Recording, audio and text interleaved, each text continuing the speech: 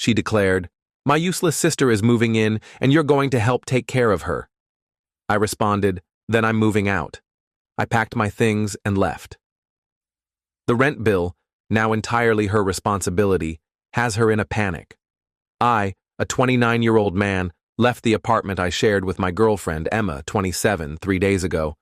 We'd been together for 4 years, cohabiting for 2. I thought we were on track for marriage. Turns out, we had very different plans for the future.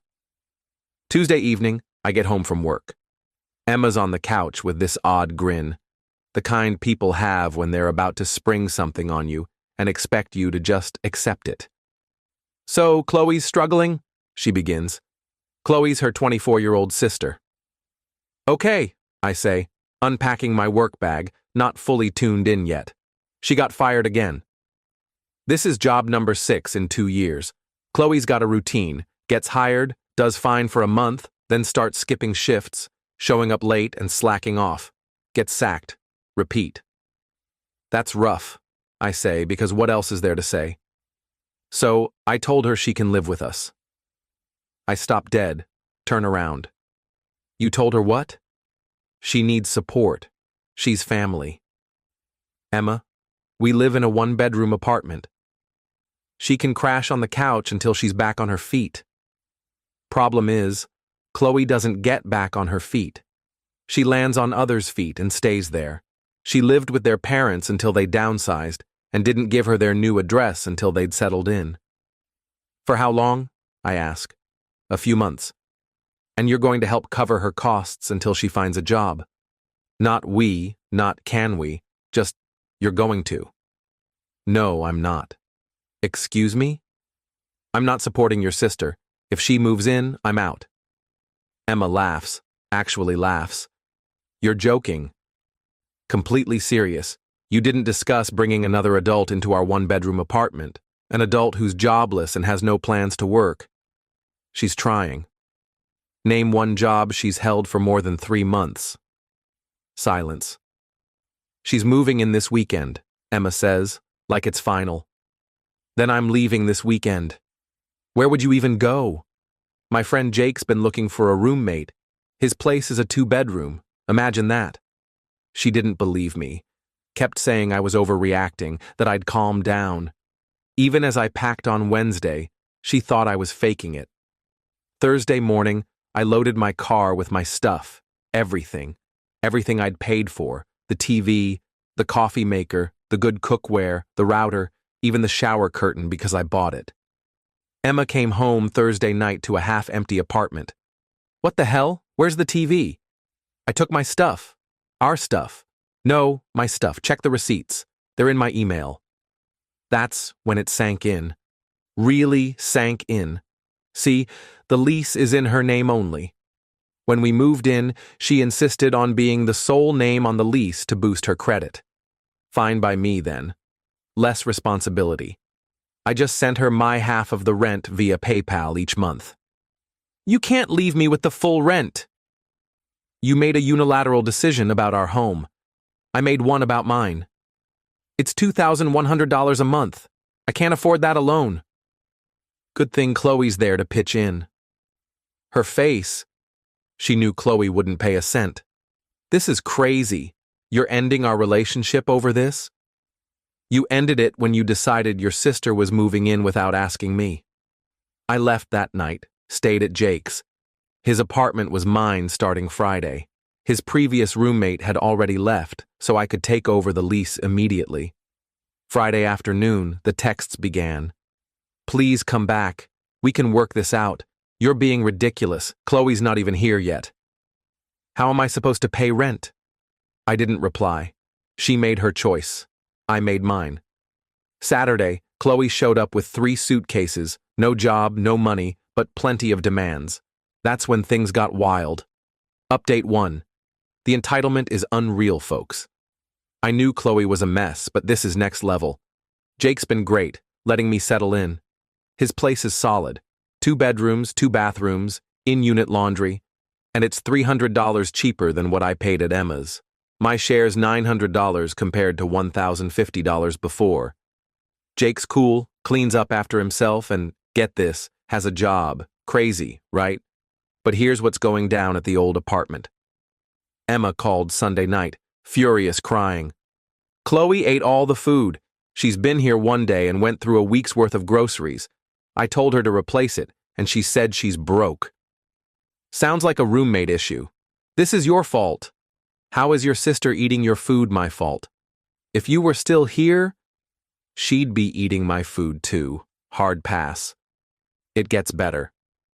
Monday, I get a text from Emma's mom, Diane. What you did to Emma is shameful. She chose her sister over our relationship. I respected her choice. Family comes first. Then family can pay her rent. You know we can't afford that. Neither can I. That's why I got my own place. Silence after that. Tuesday, Emma sends a screenshot of her bank account. $342. Rent's due in 3 weeks. I need you to help with rent this month. I'll pay you back. With what? I'll figure it out. Like Chloe figured out her last 6 jobs? She called me selfish, cruel, everything in the book. I just kept saying no. Wednesday, Chloe texted me. Chloe, who I've barely spoken to in 4 years. You're being so immature about this. I'm not in this. I got out. Emma says you took stuff that was both of yours. I took what I paid for. Some of that would help us now, like the TV. Best Buy's got a sale. I don't have money for a TV. Then get a job. I'm trying. The job market's brutal. Jake's company is hiring. Want the link? What kind of job? Customer service? $18 an hour, benefits. Dealing with people all day? Pass, there it is. Not a bad job market, just I don't want to work. Thursday, things escalated. Emma showed up at Jake's. Jake answered, legend that he is. Told her I wasn't interested in talking and asked her to leave. She yelled that I owed her, that we'd been together 4 years, that I couldn't abandon her. Jake, bless him, said, "Ma'am, you chose your sister over him. Choices have consequences. Leave, or I'll call the police." She left, screaming I was a coward for not facing her. Friday morning, my old landlord called. Emma tried to get me added back to the lease to force me to pay half the rent. He told her that's not how leases work. You can't add someone who doesn't live there. He also warned her that if she couldn't pay, eviction proceedings would start. No exceptions. She asked about breaking the lease. Sure, for a $4,200 fee, 2 months' rent. She doesn't have $4,200. She barely has $420. The best part? Chloe, ever helpful, has been posting online about her mental health journey and healing at Emma's place. Photos of her lounging on the couch, Emma's couch at least, watching Netflix on Emma's laptop, eating takeout. Emma commented on one. Must be nice. I'm working doubles for rent. Chloe deleted it and posted about toxic people dimming her vibe. I'm in my new, bigger room, paying less, with a drama-free roommate, wondering how I dealt with Emma's family nonsense for so long. Rent's due in 2 weeks. Let's see how this plays out. Update 2. Rent was due yesterday. Spoiler, it didn't go well. But first, the lead-up, because the entitlement hit new peaks.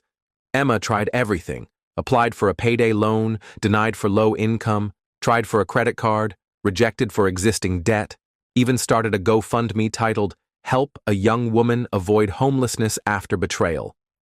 It raised $45, all from her aunt. Meanwhile, Chloe's living large. I know because Emma's friend Tara, one of the good ones who always called out Chloe's nonsense, filled me in. Tara sent screenshots from Chloe's private Instagram. Chloe's ordering DoorDash twice daily on Emma's credit card. Starbucks, smoothies, snacks, $60 to $80 a day. Emma's pulling double shifts at the dental clinic while Chloe's racking up bills. But here's the kicker. Chloe's been having guys over. Different ones. While Emma's working, neighbors complained about daytime noise, music, voices, and other activities. Tara says Emma's too exhausted to notice Chloe's washing sheets daily. 3 days before rent was due, Emma made a desperate move. She called my mom. My mom. Mom called me, baffled. Why's your ex asking me for $2,000? She's short on rent. Why's that my problem? It's not. That's why you left. Exactly. Tell her to buzz off. But Emma didn't stop. She called my sister, my high school buddy, even my boss. My boss hung up on her. Then Thursday, Chloe claimed she got a job. Guess where? Nowhere. Because she didn't. She told Emma she was hired at a boutique, even dressed up and left the apartment for 3 days. Turns out, she was just chilling at the mall food court, on her phone for hours. Tara spotted her and told Emma, who called the boutique to surprise Chloe with lunch. They'd never heard of her. The fight was legendary. Tara heard it from 2 floors down. Emma finally snapped, telling Chloe to contribute or get out. Chloe's reply? You can't evict me. I have tenant rights. She'd Googled tenant law. Wrong move. Emma called their parents, said Chloe had 24 hours or she'd report her for credit card fraud from the DoorDash spree. Their parents drove 3 hours to get her. Their dad was livid, not at Emma, at Chloe. They'd thought Chloe had a marketing job lined up when she moved in, per her lies. Yesterday was rent day. Emma scraped together $1,400 from her paycheck in selling jewelry. She's $700 short. She texted me, I've got most of it. Can you cover $700? I'll pay you back. No. I got rid of Chloe. Good for you. This is cruel. 4 years together and you threw it away. You threw it away for someone who faked a job to mooch off you. I didn't know she was lying. You knew she was jobless when you invited her. You knew her history. You chose this. The landlord posted a pay or quit notice. She has 3 days to pay or eviction starts. But wait. Those guys Chloe brought over? One left a gift, bed bugs. Neighbors reported bugs, and management traced it to Emma's unit. Treatment cost, $1,500. Emma's now $700 short on rent, facing $1,500 in pest control fees with maxed out credit cards from Chloe's DoorDash binge and an eviction notice. Last night, she sent a voice message, sobbing. Defeated sobs. I just wanted to help my sister. I didn't think it'd end like this. I felt bad for 3 seconds, then remembered her saying, You're going to help support her. Not asking. Telling. Jake and I are throwing a housewarming this weekend. Posted a Snapchat of my new 65-inch 4K TV. Great deal. Petty? Maybe. Satisfying? Definitely. Tara says Emma's moving back with her parents. The apartment's getting evicted. Her credit's tanked. Chloe's posting about needing a new place because family's toxic. 4 years, and Emma threw it away by refusing to discuss a major decision. Now she's 27, back home, credit ruined, and Chloe's hunting for her next mark. I'm paying $900 for a bigger room, better place, no drama, and peace of mind. Best $900 ever spent. Final update. This is probably my last update because the situation resolved itself in the most karmic way. Emma got evicted. It's official, on her record. She couldn't cover rent or the bedbug fee. The landlord started proceedings and she didn't fight it, just packed and left. Tara gave me the final scoop. When Emma told her parents about the eviction, they said she could move home, but only her, not Chloe. They were done enabling Chloe's antics. Diane, their mom, said, We raised you both once. We're not doing it again. Chloe needed a new scheme and found one. One of the guys she brought over, Mike, seemed like a solid guy with a good job. Chloe convinced him she was fleeing an abusive situation and needed a place. He let her move in. It lasted a week. He came home early to find Chloe had moved her friend Stacy in without asking. They were high on his couch, had ordered food on his credit card, she'd memorized the numbers, and Stacy's boyfriend was showering in Mike's bathroom. Mike kicked them out and filed a police report for credit card fraud. Chloe tried the tenant rights excuse again. Doesn't work when you've been there under 30 days and committed fraud. She's now couch surfing, burning bridges fast.